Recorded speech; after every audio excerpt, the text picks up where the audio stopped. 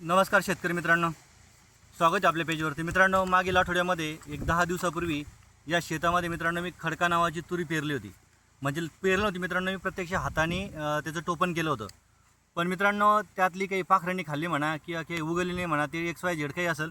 पण मित्रांनो, आज मी माझ्या शेतामध्ये आज आहे 5 जुलै 2026 या दिवशी मित्रांनो लय भारी नावाची प्रवारा व्हाईट तूर, लय भारी नावाची मित्रांनो म्हटलं खडका जरा उगली नाही, चेंज करून बघावं म्हणून मित्रांनो मी लय भारी नावाची तूर आणली.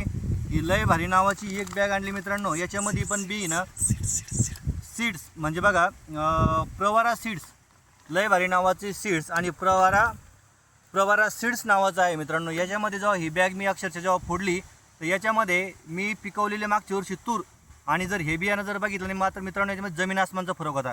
त्यात जर बघितलं ना तर त्यातले फुटलेले दाणे होते, त्याच्यामध्ये 25% फुटलेले दाणे होते मित्रांनो. म्हणजे हे फक्त शेतकऱ्यांची लूट आहे.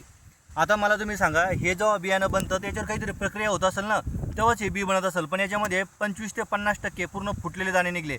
आता मित्रांनो, प्रत्येक शेतकऱ्याला एवढा वेळ नाही आहे की ती बॅग आता इथून फोडली आणि ते पुन्हा 4 किलोमीटर जाऊन दुकानात अजून परत रिपीट करायची. एवढा वेळ कोणत्या शेतकऱ्याकडे नाही आहे. दिवस असे ठरलेले मित्रांनो. आता ही झाली प्रवारा लय भारीची. पण आता ही तर मी पेरली, पण दुसरी एक बी आणली होती अजून मी, ते मित्रांनो बूस्टर बियाणं BND 711 नावाचं बियाणं आणलं होतं. याच्यातले सुद्धा मी 2 बॅगा पेरलेले आहे मित्रांनो. आणि 2 आता यातले हे तुम्हाला बी दाखवतो हे कसं आहे मित्रांनो. आता हे तुम्हाला फोडतो मी. आता याच्यामध्ये आपण जर बघितलं ना मित्रांनो, याच्यामध्ये हिरवे दाणे काही अक्षरशः डाळ झालेली मित्रांनो. हे बघा, ही डायरेक्ट फुटलेले बियाणं आहे, म्हणजे फुटलेल्या तुरी. आता यातल्या जर मी काढल्या ना मित्रांनो, आता याच्यामध्ये डायरेक्ट डाळ झालेली आहे. म्हणजे हे तुमच्यासमोर मी पॅकेट फोडलेलं आहे आणि यातून यातल्या ह्या अशा तुरी निघल्या. यातमध्ये कधी कवळे आहे, काही असे लाल दाणे आहे. मग याच्यावर मला एक प्रश्न उद्भवतो मित्रांनो, याला मी काय याला प्रशासनच जबाबदार किंवा राज्य सरकारच याला जबाबदार धरायचं का? तर नाही मित्रांनो.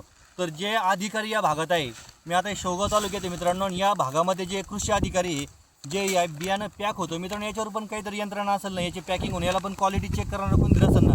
ते काय झोपा काढतायत का? याच्यामध्ये नुसतं मित्रांनो शेतकऱ्यांना फसवण्याचं काम सुरू आहे, दुसरं काही नाही आहे. जसं मित्रांनो तुकाराम मुंडे जे आता सध्या जे अन्न आणि प्रशासन विभाग ते सांभाळ करतायत मित्रांनो, त्यांनी सगळं ठेप्यावर आणलेलं आहे.